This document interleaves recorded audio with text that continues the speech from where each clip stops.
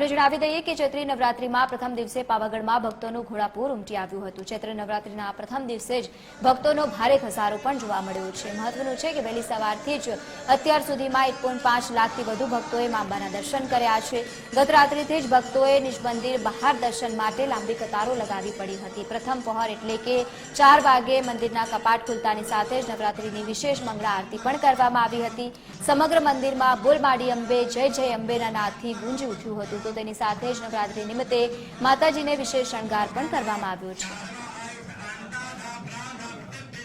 પાવાગઢ ખાતે આજે સવારે 4 વાગે ચૈત્રી નવરાત્રીનો શુભારંભ થયો અને દિવ્ય વાતાવરણની અંદર મહાકાલીની આરતી કરી અને જયઘોષ કરવામાં આવ્યો। આખા વિશ્વમાં રહેતા કાલી ભક્તોને આ ચૈત્રી નવરાત્રીની ખૂબ શુભકામનાઓ મંદિર ટ્રસ્ટ દ્વારા હું પાઠવું છું। આવનારા દિવસો આપના માટે સુખમય અને કલ્યાણકારી બની રહે તેવી શુભેચ્છા પાઠવું છું। 25 વર્ષથી આવું છું અને 25 વર્ષથી અમે ચાલતા આવીએ છીએ અને માતાજી અમારી મનોકામના પૂર્ણ કરે છે અને અમને સરસ લાગે છે। કોઈ વાતે તકલીફ હોતી નહીં।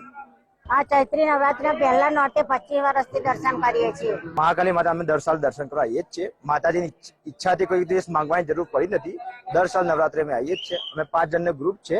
બસ માતાજી મહાકાલી માં સૌની ઈચ્છા પૂર્ણ કરે અને આ રીતે દર્શનનો આપણે લાવો મળે। બસ મનની ઈચ્છા એવી છે કે મહાકાલી માતાના શરૂઆતમાં સૌથી પહેલા દિવસે માતાજીના દર્શન કરવાનો આનંદ કંઈ અલગ જ હોય છે।